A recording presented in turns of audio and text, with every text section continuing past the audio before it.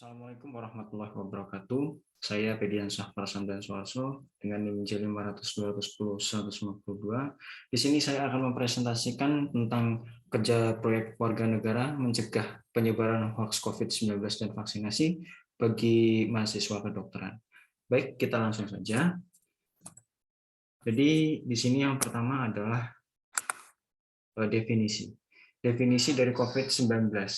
Jadi COVID-19 adalah virus corona yang baru, yaitu SARS-CoV-2 yang menyerang saluran pernapasan, dan hal ini terjadi pada tahun 2019 akhir. Hingga saat kini COVID ini masih terjadi, akan tetapi seiring berjalannya waktu COVID-19 ini dapat diatasi. Kemudian hal ini dapat diatasi melalui vaksinasi serta menjaga protokol kesehatan yang ketat. Lalu pengertian atau definisi vaksinasi tersendiri adalah pemberian vaksin atau antigen yang dapat merangsang pembentukan imunitas atau antibodi pada sistem imun di dalam tubuh. Hal ini sudah dilakukan sejak tahun 2020 sampai dengan 2022, yaitu kini. Dan hal ini dengan hal ini COVID-19 dapat ditangani. Bersandingan dengan kita melakukan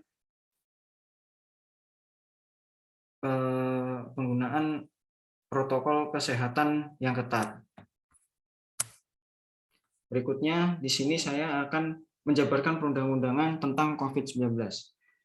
Karena tema kita adalah mencegah terjadinya penyebaran COVID-19, hoax pada COVID-19 dan vaksinasi. Hal ini juga sudah dilindungi oleh perundang-undangan tentang COVID-19 yang terjabar. Yang pertama ada Undang-Undang Nomor 4 Tahun 1984 tentang wabah penyakit menular, lalu Undang-Undang Nomor 24 Tahun 2007 tentang penanggulangan bencana, lalu Undang-Undang Nomor 6 Tahun 2011 tentang keimigrasian, Undang-Undang ITE Nomor 11 Tahun 2008, lalu Peraturan Presiden Republik Indonesia Nomor 14 Tahun 2021 dalam rangka penanggulangan pandemi coronavirus disease 2019 atau COVID-19. Berikut adalah contoh yang akan saya tunjukkan. Nah, ini adalah contoh berita hoax mengenai informasi COVID-19. Upaya dalam mencegah hoax COVID-19 itu ada beberapa upaya. Yang pertama adalah selalu mengikuti berita perkembangan COVID-19 dari sumber yang terpercaya. Kemudian tetap waspada dan pintar dalam memilah informasi mengenai seputar COVID-19. Lalu hati-hati dengan dengan berita yang provokatif dan sensasional. Jika ada berita yang membuat kita marah, kita harus waspada. Kemudian cek keaslian video atau foto pada Google Image.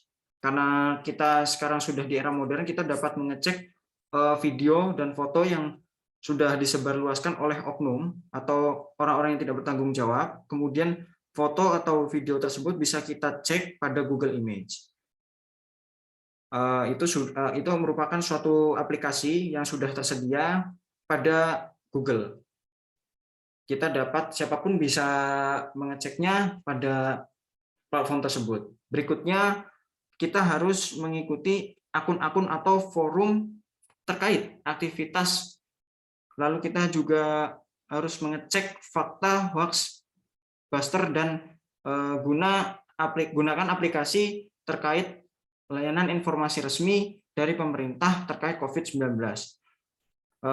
Ini layanannya, ini adalah alamat layanan yang sudah didaftarkan oleh pemerintah.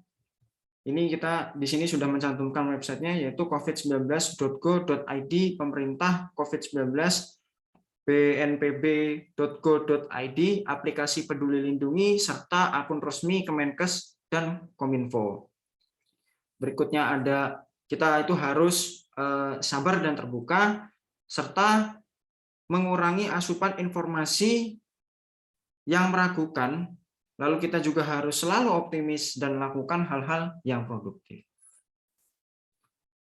Kemudian berikutnya, dalam rangka peran mahasiswa kedokteran memberikan contoh kepada masyarakat dalam mencegah dan menangani penyebaran hoaks tentang COVID-19.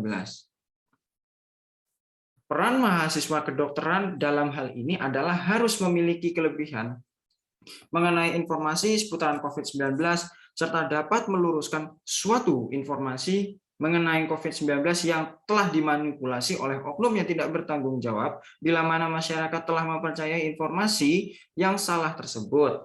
Selain itu, mahasiswa harus memiliki kompetensi atau kemampuan untuk memberikan penyuluhan pada masyarakat mengenai COVID-19, baik itu tentang protokol kesehatan maupun informasi tentang COVID-19 lainnya, seperti diantaranya adalah vaksin, kemudian dosis vaksin yang benar, lalu kelebihan vaksin, serta meluruskan informasi negatif mengenai vaksinasi yang menyebabkan masyarakat menjadi resah untuk melakukan vaksinasi, serta memberitahu mengenai efek samping pada masing-masing jenis vaksin.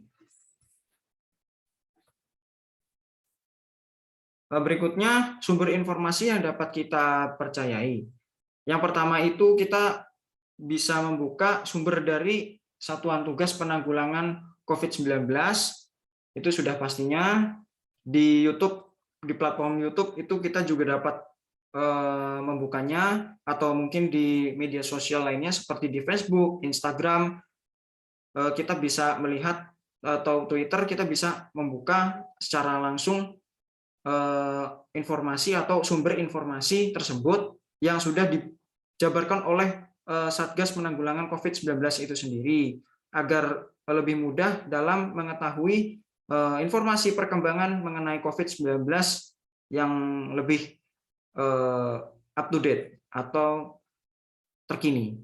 Kemudian sumber berikutnya ada sumber dari Kemenkes atau Kementerian Kesehatan. Hal ini sudah pastinya sudah tidak kita ragukan lagi, karena ini keluar yang diluncurkan atau dikeluarkan oleh Kementerian Kesehatan mengenai informasi tentang COVID-19 maupun vaksinasinya. Lalu berikutnya informasi dari Kominfo. Hal ini Kominfo juga sudah bekerja sama dengan Satgas Penanggulangan COVID-19, kemudian Kementerian Kesehatan, dan juga kementerian atau badan-badan yang telah diutus oleh pemerintah untuk menangani disease ini atau penyebaran virus ini. Lalu yang terakhir ada informasi yang diterbitkan oleh pemerintah langsung, seperti dari Sekretaris Presiden, kemudian dari Kementerian Kesehatan tadi, lalu Kementerian Informasi dan Komunikasi, lalu dari Satgas Penanggulangan COVID-19 atau Badan Penanggulangan Bencana Daerah maupun Badan Penanggulangan Bencana Nasional. Itu kita bisa membuka sumber tersebut yang pada intinya adalah diluncurkan oleh pemerintah mengenai informasi perkembangan COVID-19.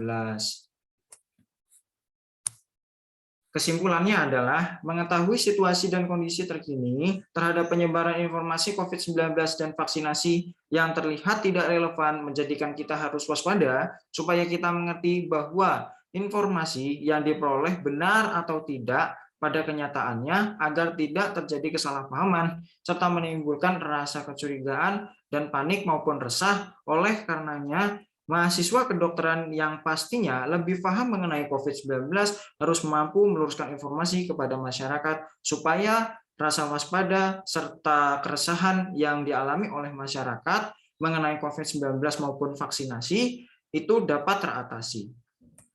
Kiranya hanya itu yang dapat saya sampaikan, kurang lebihnya mohon maaf. Saya Bedian Syafara Sabdan Suarso, mengucapkan terima kasih. Wabillahi taufik wal hidayah. Wassalamualaikum warahmatullahi wabarakatuh.